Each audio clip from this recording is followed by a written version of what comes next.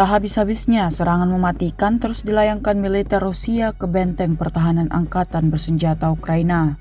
Terbaru, serangan presisi dilakukan terhadap benteng pasukan Kiev di daerah Grodovka. Rekamannya ramai beredar di media sosial Telegram pada Kamis 19 September 2024. Artileri dari pusat Rusia menghapus benteng angkatan bersenjata Ukraina dari daratan secara brutal. Hanya dengan satu kali serangan, militer Rusia berhasil meledakkan dan membakar tempat perlindungan tentara Ukraina tersebut.